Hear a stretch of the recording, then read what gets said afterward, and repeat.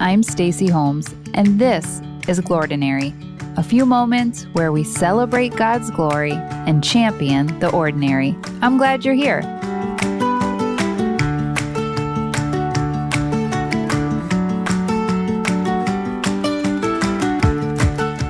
Show of hands if you grew up with a dad who loved westerns, John Wayne, and all things cowboy.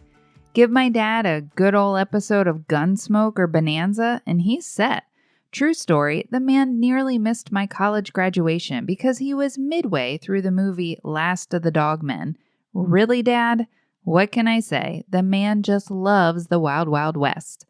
Yeah, I was thinking about my dad's cowboy shows this week because when it comes to interpreting the word, it can be a bit of the Wild Wild West out there too. But let's not make that our goal.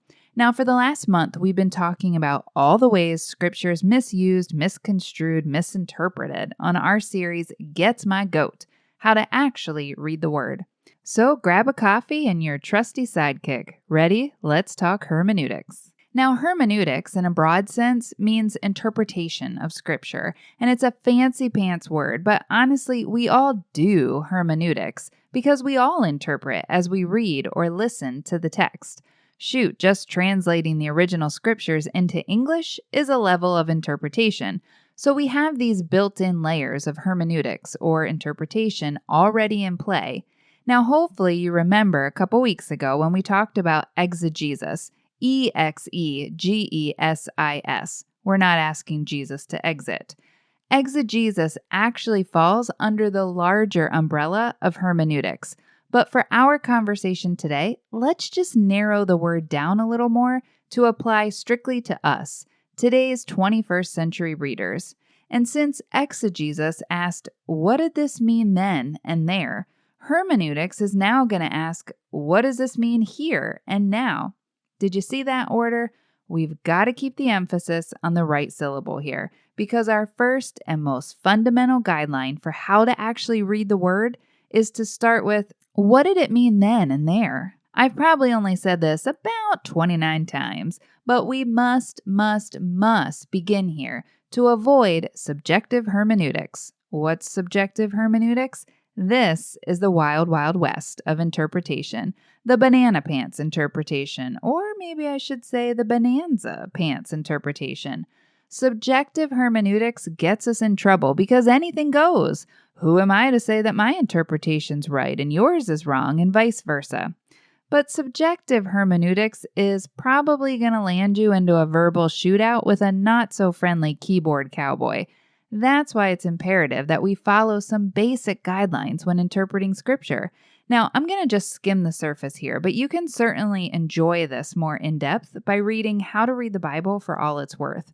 Because when it comes to avoiding the hermeneutical Wild Wild West, authors Gordon Fee and Douglas Stewart remind us, quote, a text cannot mean what it never meant, end quote. If it didn't mean something then and there, it sure won't mean it here and now. Because the goal of quality hermeneutics is to get down to the plain meaning. Quality interpretation isn't meant to be one of a kind. There are no points here for creativity and uniqueness. Usually if someone's touting a hidden gem or secret insight about the word, it's a pretty easy tell that it's gone off the rails somewhere, or maybe it's a snake oil salesman. We're looking to make good sense of the text, as in common sense.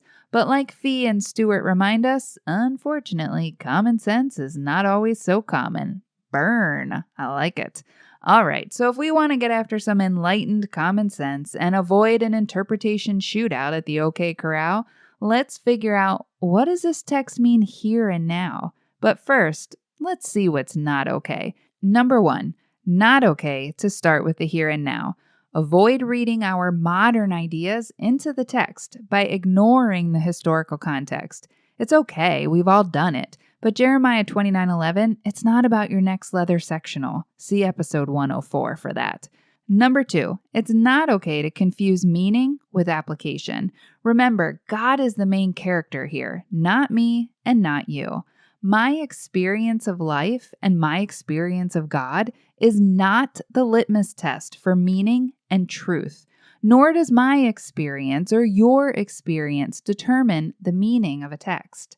Number 3, it's not okay to proof text. It's not okay to take an isolated verse or a random verse of the day out of context. That doesn't mean you can't just have an isolated favorite verse. It just means you've got to keep it in context.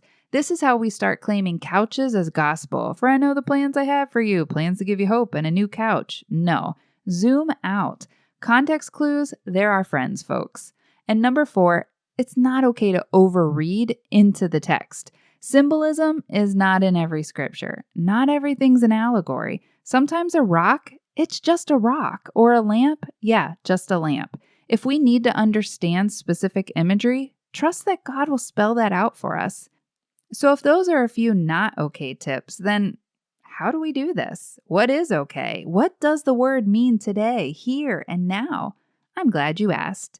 Number 1, ask what it meant to the original reader. Have I said this yet? Interpretation, it's gotta remain grounded to its original meaning. You already said that, Stace. I know, but I'm a mom, so I might as well say it one more time. We cannot make the Bible mean something it never said.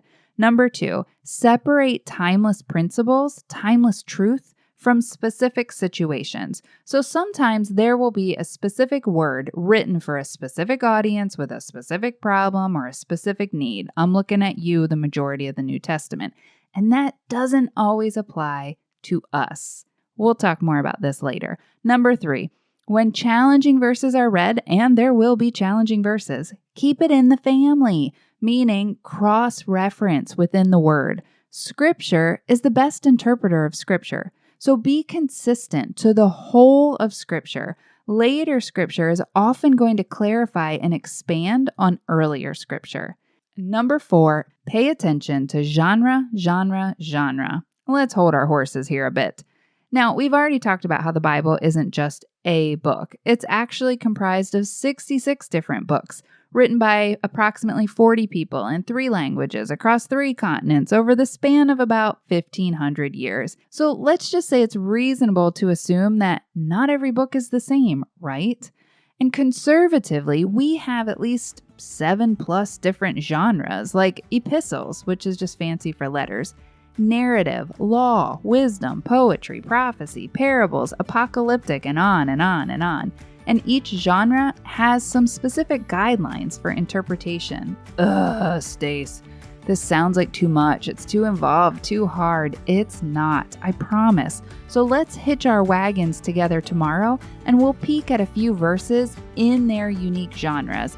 We'll get after the plain meaning of the text to determine, what does this mean to me though, here and now? Or as the Duke might say, slap some bacon on a biscuit and let's go. We're burning daylight. Until then, remember, you're not alone in this. I'm praying for you, friend. Have a glordinary day.